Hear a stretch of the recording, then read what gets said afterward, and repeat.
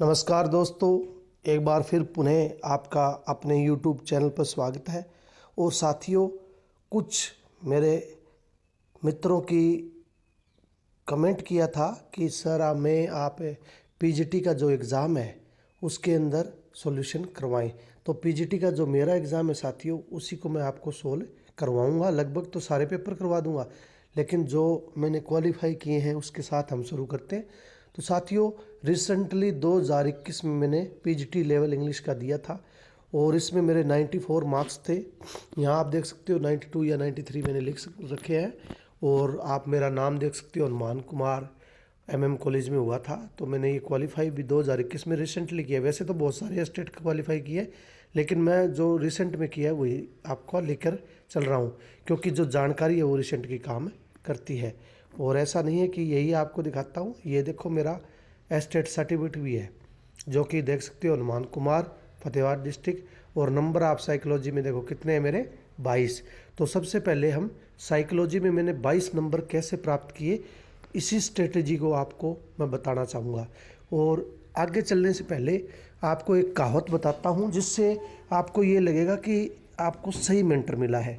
तो साथियों, जैसे कि मैंने एक आर्टिकल पढ़ा था थोड़े दिन पहले कि अगर एक झुंड है, अगर एक शेरों का झुंड है, अगर उनका लीडर एक गधा है, तो जितने भी शेर हैं उनका काम करने का तरीका है, क्योंकि गधा उनका लीडर है तो जैसा उनको कहेगा वैसा ही करेंगे, तो सारे के सारे शेर होते हुए भी वो गधे बन जाएंगे, उनको सफलता प्राप्त नहीं होगी।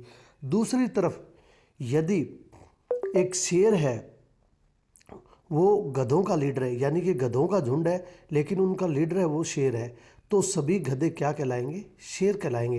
क्योंकि सभी गधों का काम करने का तरीका उनके लीडर के ऊपर डिपेंड करता है। तो लीडर जैसा कहेगा, क्योंकि लीडर शेर है तो शेर की तरह वो उनको ऑर्डर या आदेश या उनका तरीका है वो चुनाव करेगा, जिसके कारण सभी गधे हैं वो शेर बन जाएंगे। जबकि सभी शेर होते हुए एक गधे लीडर की वजह से सभी क्या बन जाते हैं, गधे बन जाते हैं। तो इस बात को आपको मनोवैज्ञानिक तरीके से समझना है साथियों। मैं किसी के लिए कमेंट या नेगेटिव बात नहीं कह रहा हूँ, ये तो सिर्फ सुबह सुबह मजाक की बात है कि सुबह सुबह थोड़ा मजाक से हम शुरू करते हैं लेक्चर, तो अच्छा जाता है। तो साथियों, शुरू करते हैं आज का लेक्चर। तो सबसे पहले आप देख रहे हो कि साइकोलॉजी में जो जीन पियाजे का क्वेश्चन आया है, इसीलिए आप मेरे चैनल पे देखोगे सबसे पहली जीन पियाजे, सिगमंड फ्रायड या ओसबोर्न, उनकी थ्योरियाँ मिलेगी, क्योंकि वो ही एग्ज़ाम पीजीटी में लगभग आती हैं। तो 22 नंबर थे, आप देख सकते हो, काउंट किए हुए हैं। तो स्टार्ट करते हैं। Which of the following concept is not introduced by Jean पियाजे in the cognitive development theory. साथियों, सबसे पहले तो आपको साइकोलॉजी की लैंग्वेज ही समझनी है। नोट दिया हुआ है, यानी कि इनमें से नहीं है। तो एसिमिलेशन थ्योरी में मैंने कराया है, अकोमोडेशन भी है, इक्विलिब्रेशन भी है, लेकिन सिंबॉलिक थ्योरी में नहीं है, यानी कि आंसर हमारा क्या है, सिंबॉलिक है। वैसे बता दूं, एसिमिलेशन मैंने वहाँ भी बताया कि अपने ज्ञान में बढ़ाना या अपने ज्ञान को प्राप्त करना एसिमिलेशन थ्योरी होती है। अकोमोडेशन होते हैं उसी ज्ञान में बदलाव कर देना, और इक्विलिब्रेशन होती है दोनों ज्ञान के अंदर समानता बढ़ाना। तो साथियों, ये जीन पियाजे की थ्योरी है, इसलिए मैं कहता हूँ कि जीन पियाजे को पढ़े बिना आपको एग्ज़ाम में नहीं जाना चाहिए। उसकी हर स्टेज, हर चीज़ आपकी क्लियर होनी चाहिए। आप देख सकते हो 2021 में पहला क्वेश्चन जीन पियाजे से था। Which of the following is the highest level of hierarchical theory of learning given by गेने। यहाँ गेने का सिद्धांत दिया है कि गेने के सिद्धांत में सबसे आखिरी पड़ाव या लेवल कौन सा है, तो प्रिंसिपल ऑफ प्रॉब्लम सॉल्विंग है, या प्रॉब्लम सॉल्विंग लर्निंग है। प्रॉब्लम सॉल्विंग लर्निंग 8वां सिद्धांत है जो गेने ने थ्योरी दी है। आपको ये जो गेने का सिद्धांत है, जो एक शंकु आकार का, या जिसको हम ट्रायंगल के अंदर लिखते हैं, वो मैं आपको करवा भी दूंगा। Which of the following, third question पढ़ते हैं। Which of the following is non projective technique of personality measurement. कौन सी non projective technique of personality measurement है, तो एसोसिएशन टेक्निक नहीं है, कंस्ट्रक्टिव टेक्निक नहीं है, कंप्लीशन टेक्निक नहीं है, सोशियोमेट्रिक टेक्निक है। तो कुछ ऐसे क्वेश्चन भी आपको साथियों मिलेंगे, तो दूसरा इसमें राइट है। कुछ क्वेश्चन ऐसे आपको मिलेंगे जो आपने कभी पढ़े नहीं होंगे, लेकिन आपकी बुद्धि के अनुसार, आपके आईक्यू के अनुसार आपको क्वेश्चन का आंसर करना होगा। अगर आप साइको अच्छी तरह पढ़ते हो तो आप उसका आंसर दे दोगे। साथियों, मैं आपको सिर्फ क्वेश्चन नहीं पढ़ा रहा हूँ, उनको तरीका कि how to deal with the question, how to attempt the question, how to get the right answer. Right answer कैसे लें वो भी बता रहा हूँ। According to Stanford Binet IQ scale, what is the IQ range of low mentally retarded children, यानी कि मंदता वाले बालकों की बुद्धि सीमा बताना है। तो स्केल है जो स्टैनफोर्ड बिने ने सबसे पहले बुद्धि में कार्य शुरू किया था। जब भी बुद्धि की बात आएगी या IQ वाले फार्मूले की MA/CA गुणा में 100 वाले की बात आएगी तो बिने का सिद्धांत आपके सामने आना चाहिए। तो बिन्ने का 36 से 51 था, इसके अंदर पिछड़े बालकों को लिया गया था। Which of the following structure mind directed according to hedonistic and pleasure principle, मैंने बताया है कि जो लिबिडो वर्ड है उससे ये शब्द निकला है और लिबिडो ईद के लिए प्रयोग किया जाता है। हमें पता है कि काम वासनाएं, आप मेरा जब सिगमंड फ्राइड पढ़ोगे तो मैंने सिर्फ यही उसमें क्लियर किया है कि इड, ईगो और सुपर ईगो क्या होती है, और काम वासनाएं जो लिबिडो वर्ड है वो हमें प्लेजर और हेडोनिस्टिक अप्रोच है वो अप्लाई करवाता है। यानी कि हम तुरंत अपनी इच्छाओं की पूर्ति चाहते हैं। हमारे अंदर काम वासनाएं होती है, वो कहाँ स्टोर होती है साथियों? ईद के अंदर। तो देख सकते हो जो मनोविश्लेषणात्मक सिद्धांत है सिगमंड फ्राइड का, उससे क्वेश्चन आपको देखने को मिला है। साथियों, क्वेश्चन के साथ साथ आपको थोड़ी थ्योरी भी मैं समझा रहा हूँ। अगला देखो, which of the following is the false characteristic of emotion. जो इमोशन है यानी कि हमारी अभिप्रेरणा है, उससे क्वेश्चन है कि कौन सा गलत है। तो इसमें गलत है motivation does energy changes in human being, तो ये हमारा गलत है। तो साथियों, हमारा जो राइट आंसर है वो थर्ड रहेगा, nature of motivated behaviour in rigid. सभी ऊपर आप देख सकते हो, तो ये सही क्यों है? इन मोटिवेशन बिहेवियर और पर्सन इज गोल डायरेक्टेड। क्या बिहेवियर गोल डायरेक्टेड होता है? मोटिवेशन, हाँ। जब जैसे आप एस्टेट करते हो, आपको पता है कि अगर हम एस्टेट क्लियर कर देंगे तो हमें टीचिंग जॉब मिलेगी, उसके बाद टीचर में सैलरी मिलेगी, तो ये मोटिवेशन का काम करता। तो साथियों, ये मोटिवेशन का काम करता है, जैसे सैलरी मिलना, डिग्री मिलना। तो पहली बात तो सत्य है, मोटिवेटेड बिहेवियर डज कंटिन्यूटी। क्या मोटिवेशन में कंटिन्यूटी होती है? बिल्कुल होती है। अगर मोटिवेशन मिलता है तो उस काम को आप अधिक करते हो। जैसे आपका एस्टेट क्लियर हो गया तो आप फिर बीएड करोगे तो फिर आप उसके बाद टीचर की जो फाइनल एग्ज़ाम है हमारा स्क्रीनिंग वो दोगे, यानी कि मोटिवेटेड होता है। Nature of motive behaviour is rigid, कठोर होता है, कठोर नहीं होता साथियों, ये फ्लेक्सिबल होता है। Motivation does energy changes in human being. Motivation से मनुष्य के अंदर परिवर्तन आता है, बिल्कुल आता है। अगर आपके कहा जाता है कि इस कार्य को आप करोगे और इसके बदले आपको कुछ प्रोत्साहन या रिवार्ड मिलेगा, तो उस कार्य को बच्चे अधिक करते हैं। तो रिगिड वाला छोड़ के सभी ट्रू है, और ये थर्ड क्वेश्चन है, थर्ड जो आंसर है वो फॉल्स है। आई थिंक आपको क्लियर हो गया होगा कि जो अभिप्रेरणा है किससे वो प्रेरित होती है। Who was the propounder of anticipatory theory of play. Anticipatory theory play के प्रतिपादक कौन है? तो कार्ल ग्रूस है। तो साथियों, खेल के प्रत्याशित सिद्धांत के प्रतिपादक कौन थे? तो ऐसे क्वेश्चन आपको देखने को मिलेंगे जो किसी को नहीं आते होंगे। सिर्फ अगर आपने डीप लेवल पे स्टडी की है या आपने गहराई से अध्ययन किया है तो आप इसका तुक्का है वो सही कर पाओगे। हर क्वेश्चन ऐसा आपको मिलेगा। कुछ क्वेश्चन लगभग आपको आते मिलेंगे, 2-4 क्वेश्चन आपको बाहर से साइको में मिलते हैं। 8th पढ़ते हैं, out of the following which one is the wrong statement in the context characteristic of instinct. Instincts क्या होते हैं? जन्मजात मूल प्रवृत्ति है, यानी कि जैसे भूख प्यास लगना जन्मजात है, जो क्रोध आना, गुस्सा आना, ये भी जन्मजात है। बच्चे के अंदर जब पैदा होता है तो ये गुण धीरे धीरे उसके अंदर आते हैं। तो उनको बात कर रहे, तो इन्होंने कहा है कि गलत कौन सा है। सबसे पहले आपको क्वेश्चन समझना है। सबसे ज़्यादा बच्चे क्वेश्चन समझने में गलती करते हैं कि इन्होंने पूछा है नहीं है। इंस्टिक्ट इज इंटीमेट, यानी कि जन्मजात है, बिल्कुल। भूख प्यास जन्मजात होती है। मूल प्रवृत्तियाँ बहुत शक्तिशाली होती है, बिल्कुल। डेथ इंस्टिक्ट और इरोज इंस्टिक्ट होती है, यानी कि जो हमारी मूल प्रवृत्तियाँ हैं उनके ऊपर ही हमारा जीवन का निर्माण होता है, बिल्कुल सही है। मूल प्रवृत्तियाँ अल्पकालीन होती है, नहीं, अल्पकालीन नहीं होती। जो मूल प्रवृत्ति आ गई, किसी बच्चे को अगर गुस्सा ज़्यादा आता है तो उसको पूरे जीवन में गुस्सा ज़्यादा आएगा। मूल प्रवृत्तियाँ मनोशारीरिक स्वभाव है। इंसेक्ट साइको फिजिकल डिस्पोजन, हाँ भी मूल प्रवृत्ति है मनोशारीरिक स्वभाव की। कुछ समय के लिए हमें गुस्सा आ जाता है, कुछ समय के लिए हम खुश हो जाते हैं, कभी हम नाराज होते हैं, कभी खुश होते हैं, तो ये क्या है, स्वभाव है। तो जो हमारा दिया हुआ है वो ये दिया हुआ है अल्पकालीन नहीं है, तो ये बड़ा अल्पकालिक नहीं होती। मूल प्रवृत्तियाँ होती है, भूख है, प्यास है, जन्मजात होती है, तो ये इसके बारे में गलत है। तो आई थिंक आपको समझ में आ गया होगा। तो इसका थर्ड आंसर रहेगा who stated the adolescence is a period of stress storm and strive. ये बात किसने कही है कि किशोर अवस्था है वो स्ट्रेस स्ट्रॉम और स्ट्रेन का, यानी कि तनाव तूफान उफान की आयु है। तो स्टेनले हॉल ने कहा है।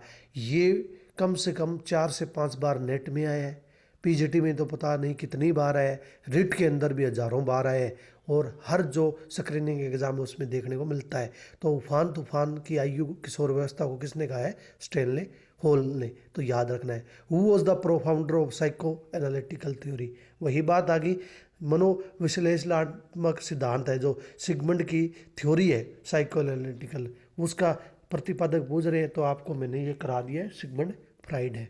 तो 10 क्वेश्चन हमारे हो गए। नेक्स्ट पढ़ते हैं। Which of the following stage is not prescribed by James Drever in the context of development character.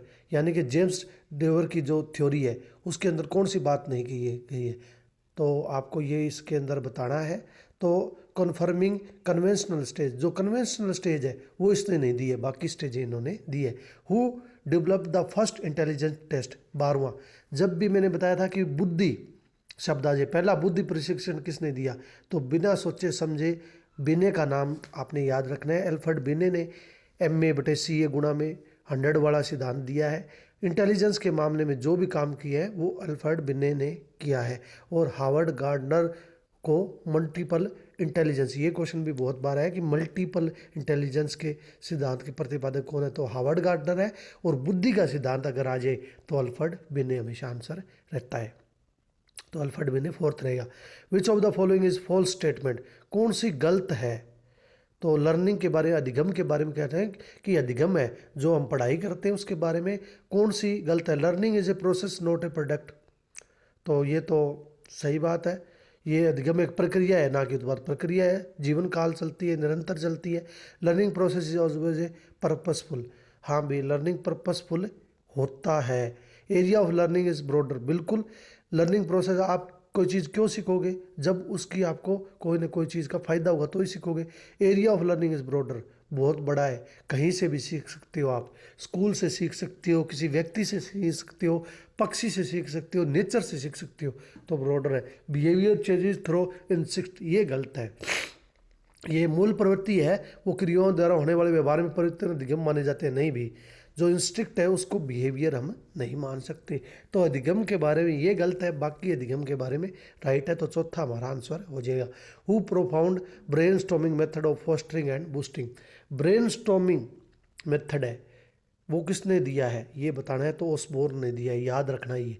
Which of the following is not a innate motive. Innate motive कौन सा है, इनमें से कौन सा जन्मजात अभिप्रेरक नहीं है।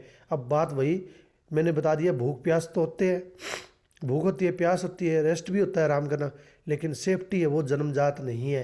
इसको हमें अपने अंदर पैदा करना पड़ता है। भूख प्यास जब बच्चा पैदा होता है, भूख प्यास नींद या निंद्रा जिसको हम बोलते हैं, वो बच्चे के अंदर जन्मजात होती है, लेकिन सुरक्षा है वो नहीं है। आपको वैसे ही पता लग रहा है ये ओड है साथियों। और जब आप अभिप्रेरक के जो मूल इंस्टिंक्ट पढ़ोगे तो आपको ये समझ भी आ जाएगा। नेक्स्ट पढ़ते हैं। The mental activities associated with thought, decision making, language and other higher mental process in called. कहते हैं कि विचार करना, निर्णय लेना, भाषा और अन्य उच्च मानसिक प्रक्रियाओं से जुड़ी मानसिक गतिविधियों को कहा जाता है, क्या कहते हैं, कॉग्निशन। आपको अच्छी तरह पता है जो संज्ञान होता है वो ज्ञान से संबंधित होता है। और संज्ञान थ्योरी, संज्ञानात्मक सिद्धांत जीन पियाजे ने दिया है। तो बार बार जीन पियाजे से क्वेश्चन आ रहे हैं साथियों। विच of the following is behaviour perspective of modern psychology. Modern psychology का बिहेवियर दृष्टिकोण कौन सा है, कौन सा आधुनिक मनोविज्ञान का व्यवहारिक दृष्टिकोण है। फोकस ऑन ओवरट बिहेवियर, खुले व्यवहार पर ध्यान केंद्रित करना, ये इसका है, क्योंकि ये हमें मुक्त व्यवहार है उसके ऊपर हमारा जो आधुनिक थ्योरी है साइकोलॉजी वो आधारित है। Which of the following is not the characteristic of good mental health. देखो बार बार नोट आके आपका क्वेश्चन है वो गलत करवाया जाता है, ध्यान रखना है। साइकोलॉजी दिमाग का खेल है। कौन सा अच्छे मानसिक स्वास्थ्य का लक्षण नहीं है? अच्छे का इमोशनल मेच्योरिटी है, सेल्फ कॉन्फिडेंस भी है, कैपेसिटी ऑफ सेल्फ एवेल्यूएशन है, इनटॉलरेंस ये नहीं है साथियों। बाकी सभी आप देखोगे तो यस है, लेकिन इनटॉलरेंस है वो नोट है, नेगेटिव है, तो ये इसके अंदर नहीं आएगा। आसानी से आप इसको पहचान सकते हो। Which of the following is not its the name of Thorndike theory connectionism. तो आपको बताना है कि निम्नलिखित कौन सा थॉर्नडाइक के संबंधवाद सिद्धांत का एसआर थ्योरी से नहीं है। तो आपको पता है स्टिमुलस थ्योरी रिस्पॉन्स मैंने कराया है, बॉन्ड थ्योरी है, ट्रायल एंड एरर है। यानी कि कौन सी थ्योरी जो थॉर्नडाइक ने दी है, कौन सा नाम इनमें से नहीं है। आप मेरी थॉर्नडाइक की थ्योरी पढ़ लेना। सबसे पहले मैंने आपको जो नाम है वही इंपॉर्टेंट बताए थे कि इन थ्योरियों के 3-3 4-4 नाम है। जैसे एसआर थ्योरी है थॉर्नडाइक की, ट्रायल एंड एरर सभी जानते हैं, बॉन्ड थ्योरी भी है क्योंकि एस और आर का इसके अंदर बॉन्ड बनता है। लेकिन थ्योरी ऑफ कंडीशनल रिस्पॉन्स है नहीं है, क्योंकि ये तो हमारे पावलोव की थ्योरी है। जो क्लासिकल कंडीशनल थ्योरी है वो पावलोव की थ्योरी ऑफ कंडीशन रिस्पॉन्स है। और बाकी ये सभी है बॉन्ड, ये थ्योरी ऑफ कंडक्टिव रिस्पॉन्स वाली नहीं है। नेक्स्ट पढ़ते हैं, who was the founder of social cultural theory of cognitive. सामाजिक सांस्कृतिक सिद्धांत मैंने अच्छी तरह से आपको कराया है कि सामाजिक सांस्कृतिक सिद्धांत के जनक कौन है, तो ले वाइगोस्की है। ले वाइगोस्की को हमने सामाजिक सांस्कृतिक सिद्धांत के हम पितामह कहते हैं। हमारे 20 क्वेश्चन हो गए। 21 पढ़ते हैं, which of the following is note the type of dynamic trait of personality given by cattle. Cattle ने जो सिद्धांत दिए, तो साथियों कैटल ने जो सिद्धांत दिए उसमें कौन सी जो ट्रेट है वो शामिल नहीं है। कैटल के कौन सा सिद्धांत शामिल नहीं है, तो कंजर्वेटिव नहीं है, एटीट्यूड है, सेंटिमेंट है और अर्ज है। 22 देखते हैं, which of the following is not the type of one of the component content under 3 dimensional model of intelligence given by JP Guilford. JP Guilford ने जो 3 डायमेंशनल मॉडल दिया है उसके अंदर नोट नहीं है। बार बार देखो आपका नोट आ रहा है ऊपर, सभी जगह आप देख सकते हो। तो क्वेश्चन आपको नोट वाले ज़्यादा करने होते हैं, ध्यान रखना साथियों नोट का। तो प्लूरल, सिंबॉलिक, सिस्टमेटिक और बिहेवियर, तो इसमें जो सिस्टम है वो उसके अंदर शामिल नहीं है, तो ये आपको उसके लिए थ्योरी पढ़नी पड़ेगी। विच of the following theory is not related with the theory of transfer of learning. अधिगम का स्थानांतरण देख सकते हो, अधिगम का अंतरण या स्थानांतरण के बारे में कौन सा सही नहीं है। थ्योरी ऑफ मेंटल डिसिप्लिन है, थ्योरी ऑफ आइडेंटिकल एलिमेंट है, थ्योरी ऑफ जनरलाइजेशन है, थ्योरी ऑफ रोट मेमोरी यानी कि रिटर्न मेथड है वो अधिगम की थ्योरी के अंदर नहीं आता, बाकी थ्योरी के अंदर आता है। ये तो आप देखते ही आपको पता लग जाएगा। For which group the children apperception test CAT is appreciable. जो कैट टेस्ट है, जो आपका कैट टेस्ट है, CAT कैट टेस्ट है, उसके बारे में कौन कौन सी उम्र के बच्चे हैं वो उसमें भाग ले सकते हैं। तो 3 से 10 सभी टेस्ट है वो साथ ही 1-2 दिन में आपको करवा दूंगा ये। विच of the following is not correct way of relating pent up emotional energy. तो ये तो देखो कौन सा दबी हुई भावनात्मक ऊर्जा को निकालने का सही तरीका नहीं है। तो ये सभी हैं, सिर्फ सेल्फ पिटी नहीं है। बाकी ऊपर वाले देखोगे तो जो दबित इच्छाएं हैं उनको निकालने के तरीके हैं। A branch of psychology which studies how people change physically, cognitive, socially over the entire life span is known as. जिसके अंदर बच्चे का मनोविज्ञान पढ़ा जाता है, स्टडी ऑफ पीपल पढ़ी जाती है, जिसमें कोग्निटिव है, सोशल है, उसको हम क्या बोलते हैं, तो डेवलपमेंटल ऑफ साइकोलॉजी हम बोलते हैं। सभी इसको अच्छी तरह से जानते हैं। उसके बाद 27वां देखो, which of the following is not the characteristic of adolescence. Characteristic of adolescence नहीं है। तो एडोलसेंस की तो आपको एक तो गांठ बांध लेनी है।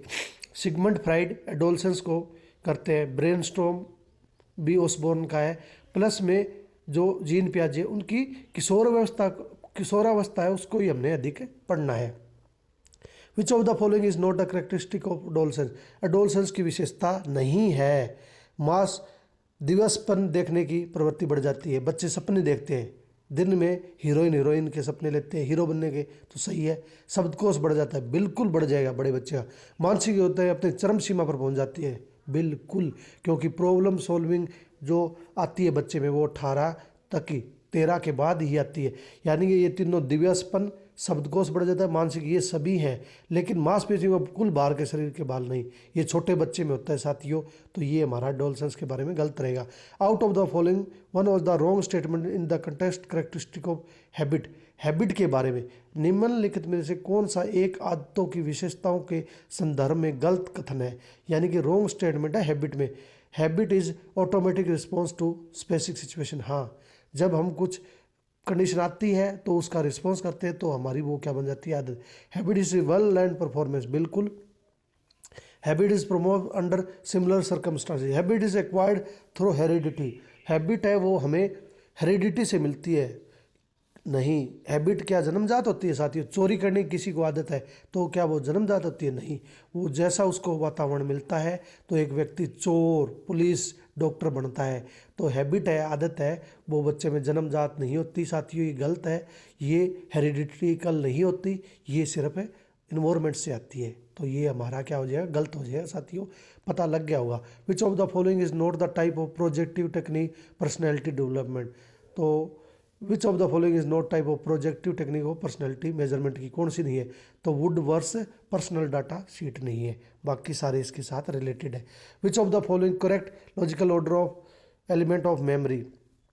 जो निम्न स्मृति के तत्वों को सही तार्किक क्रम है। तो ये मैंने आपको मेरे जो क्लास है उसके अंदर थ्योरी करवाई है आपको। लर्निंग, रिकॉल, रिटेंशन, रिकॉग्नाइजेशन, ये इसका जो सही है वो क्या है, इसका लर्निंग, रिकॉल, रिटेंशन और रिकॉग्नाइजेशन, ये सही इसका एक अरेंजमेंट है। इसी प्रकार से ये थ्योरी बार बार पूछी जाती है और अपने चैनल पे ये सभी थ्योरियाँ साथियों आपको मिलेगी। तो साथियों आपको ये क्लास कैसे लगी? मैंने क्वेश्चन के साथ साथ आपको अटेम्प्ट करने का भी तरीका बताया है। आपको कैसा लगा? मेरा खुद का एग्ज़ाम था, क्लियर भी था, और भी बहुत सारे क्लियर हुए। आपको लगभग मैं एग्ज़ाम है वो करवा दूँगा आने वाले समय में। टिल देन साथियों, टेक केयर। और साथियों एक रिक्वेस्ट है, थोड़ा लाइक करना या शेयर करना या कमेंट जरूर कर दिया करो क्लास कैसी लगी। अगर तरीका कोई बदलना है, कोई साथी कहता है बोर्ड पे पढ़ाओ तो बोर्ड पे पढ़ा दूंगा, लेकिन डिजिटल बोर्ड तो अभी है नहीं मेरे पास, लेकिन सीधा बोर्ड पे मैं पढ़ा दूंगा आपको। ये चीज़ें मैंने पहले कराई हुई है बोर्ड पे। ये सब एनालाइज करने के बाद ही आपको साथियों जो कुछ मैटर है, कंटेंट है, मैं प्रोवाइड कराता हूँ। Till then take care.